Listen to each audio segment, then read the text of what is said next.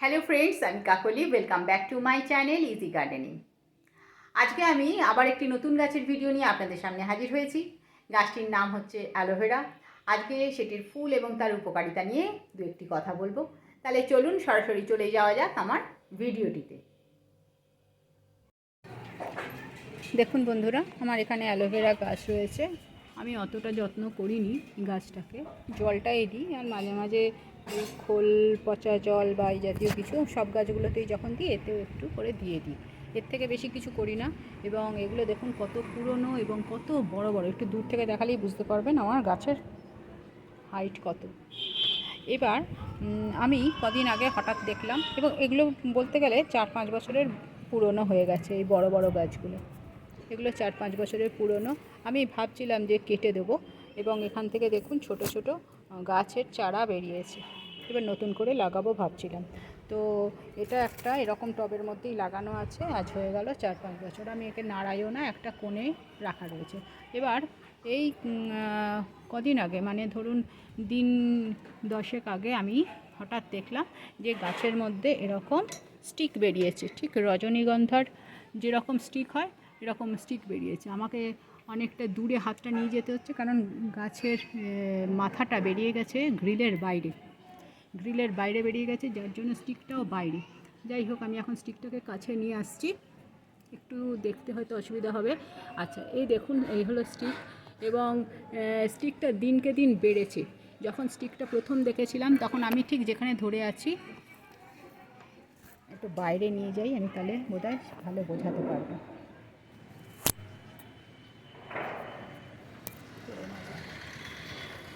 হ্যাঁ, এই হলো আমার, এই হলো গাছটা, এই গাছটার এই যে দেখুন, এখান থেকে স্টিকটা বেরিয়েছে। এই স্টিকটা বেরিয়ে যখন আমি মানে ছোটো ছিলাম এই অবধি দেখেছিলাম, তখন ঠিক দেখুন মাথায় যতটুকু মানে একদম ঘন ঘন ছোটো মতো হয়ে আছে, ওই 2 ইঞ্চির মতো, ওরকম দেখেছিলাম, ঠিক রজনীগন্ধা স্টিকে যেরকম হয়। আস্তে আস্তে স্টিকটাও বড় হতে থেকেছে এবং ফুলগুলিও ঘন থেকে ক্রমশ হালকা হতে থেকেছে।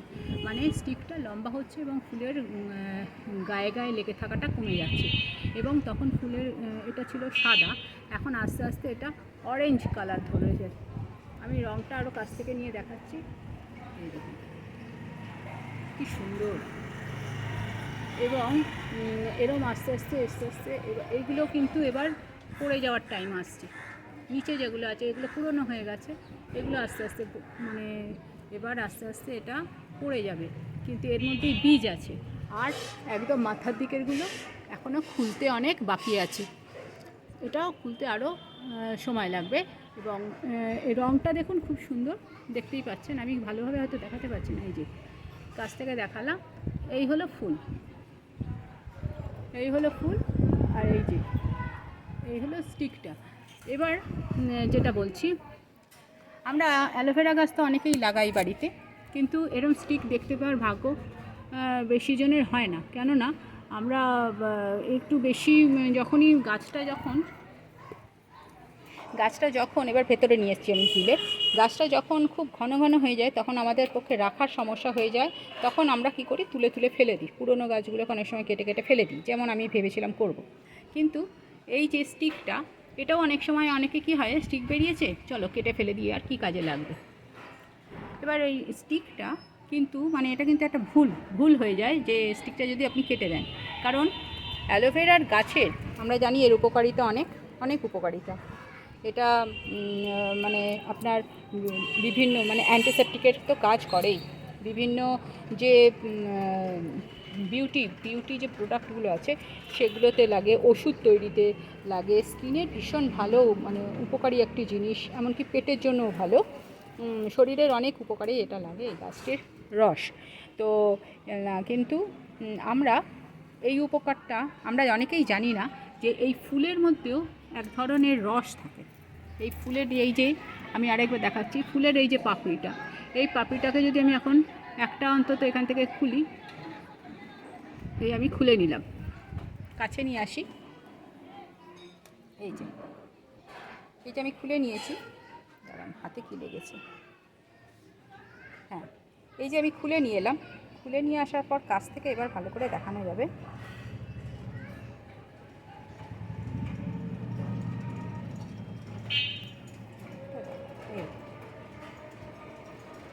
যে খুলে নিয়েছি, এর ভেতরে দেখুন, এর মধ্যেও না এই যে পুংকেশর, গর্ভকেশরের মতো দেখুন, এই যে ডাঁটি রয়েছে। পুংকেশর, গর্ভকেশর যা বলি আমরা বাংলায়, সবগুলোই রয়েছে। এবং এইটা এর ভেতরেই কিন্তু বীজটা তৈরি হয়। আর এটাকে যদি আমি এখন এই যে এখান থেকে অলরেডি রস বেরোচ্ছে, এইটাকে যদি আমি রসটাকে মানে নিংড়ই, এই ফুলটাকে একটু যদি চাপ দিই, তা দিয়ে একটা রস বেরিয়ে আসবে।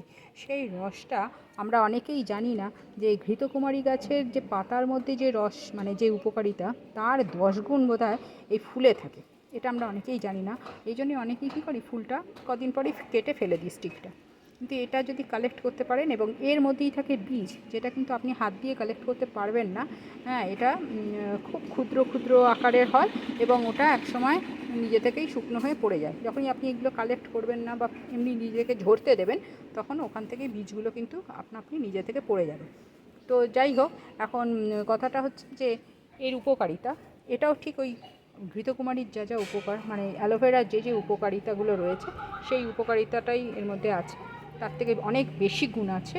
এবং এটা এই ফুলের রস, এই ফুলের রস আপনি যদি স্টোর করে রাখতে পারেন, ধরুন নারকেল তেলের সঙ্গে আপনি এটা ফুটিয়ে সেটাকে ছেঁকে নিয়ে আপনি যদি স্টোর করেন, সেটা আপনার মাথার চুলের জন্য বা স্কিনের জন্য খুব ভালো। অনেকে তো নারকেল তেল গায়েও লাগান, সেই নারকেল তেলের সঙ্গে এটা ফোটালে তার উপকারিতা আরও বেড়ে যায়, বহুগুণ বেড়ে যায় তার গুণ। আর এটা এই যে জয়েন্টের যে ব্যথা, সেই জয়েন্টের ব্যথাতেও এই তেলের মালিশ করলে খুব ভালো উপকার হয়। আর গোড়ালি ফেটে গেলে, মানে শীতকাল এসছে মানে গোড়ালি অনেকেরই ফাটে, এটা একটা মানে নিত্যদিনের, মানে শীতের সময় নিত্যদিনের একটা কি বলবো, অশান্তি বলবো, যাদের গোড়ালি ফাটে তারা জানে, এবং সেই জন্য এবং কষ্টও বটে। তো এর মধ্যে যদি এটা মানে প্রায়শই আপনি যদি এটা মানে মালিশ করেন গোড়ালিতে ফাটা জায়গায়, তাহলে এর কিন্তু দেখবেন আস্তে আস্তে ওটা গোড়ালিটা হিল হবে, অবশ্যই হিল হবে, কারণ এর এতটাই উপকারিতা আছে। এই জানালাম কয়েকটি গুণাগুণ। কাজেই এটা অত্যন্ত প্রয়োজনীয় একটি জিনিস। এবার কথা হচ্ছে এটা কী করে আপনারা স্টোর করবেন। এ তো শুকনো হবে এবং পড়ে যাবে, তখন আমিও এর মধ্যেই এটাকে একটা প্লাস্টিক, যেমন আমি দেখেছেন আমার অন্যান্য গাছগুলোতে ওপর দিক থেকে একটা প্লাস্টিক দিয়ে আর এইখানটায় বেঁধে দেবো প্লাস্টিকটা, যাতে খুব চেপে দেবো না, প্লাস্টিকটা ঢিলাই থাকবে, ওপরে ফোলা মতো থাকবে, আর এইখানটা বেঁধে দেবো যাতে এটা শুকনো হলেও যা পড়বার ওই প্লাস্টিকের ভেতরেই পড়বে। তারপরে যখন দেখবো যে সব ফুলগুলো মানে শুকনো হয়ে গেছে পাপড়িগুলো, তখন আস্তে আস্তে এখান থেকে কেটে নিয়ে স্টিকটাকে তখন ওটা কালেক্ট করে নেব, কারণ ওর মধ্যেই বীজটা থাকে এবং বীজটা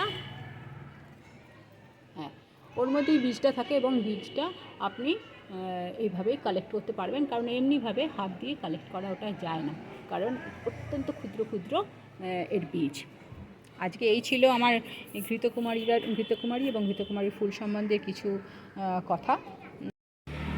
আমি স্টিকটাকে একটা পলিথিনের মধ্যে এরকম ঢুকিয়ে মুখটা এই নিচের দিকে একটা, এই যে এখানে একটা তার নরম দেখে ওয়্যার হয় না, যেগুলো ওই ফ্লিপকার্ট বা অ্যামাজনে দেখবেন কোনো কিছুর সঙ্গে আসে, আমি এর নাম ঠিক জানি না, ওই নরম তার দিয়ে বেঁধে দিয়েছি, আপনারা দড়ি দিয়েও বাঁধতে পারেন।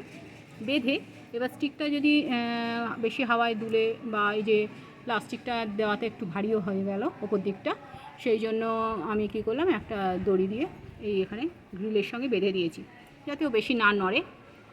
এখন এইভাবে থাকলো, তাতে কি হলো, স্টিকটা ভেতরে যদি শুকনো হয়ে যায় ফুলের পাপড়িগুলো, তাহলে সেই ফুলগুলো এর ভেতরেই পড়বে এবং সিডগুলো এর মধ্যেই পড়ে জমা হবে, চারিদিকে ছড়িয়ে পড়ে যাবে না। আমার ভিডিওটা যদি আপনাদের ভালো লেগে থাকে তাহলে প্লিজ একটা লাইক করবেন, আর নতুন বন্ধুরা সাবস্ক্রাইব করবেন, পাশে রাখা বেল আইকনে প্রেস করে রাখবেন, যাতে আমার পাঠানো সমস্ত নোটিফিকেশান ফার্স্ট আপনাদের ফোনে পৌঁছে যেতে পারে। সবাই খুব ভালো থাকবেন, আনন্দে থাকবেন, এই অনেক কমেন্ট করবেন এবং শেয়ার করবেন প্লিজ আমার ভিডিওটাকে, এবং ভিডিওগুলোকে, অনেক ভিডিও আছে আগে পিছু, সেগুলো করবেন। আর সবার এই নতুন বছর খুব খুব ভালো কাটুক, আনন্দে কাটুক এবং সব কিছু শুভ হোক এই বলে, এই কামনা করে আমি আমার ভিডিও শেষ করছি। নমস্কার।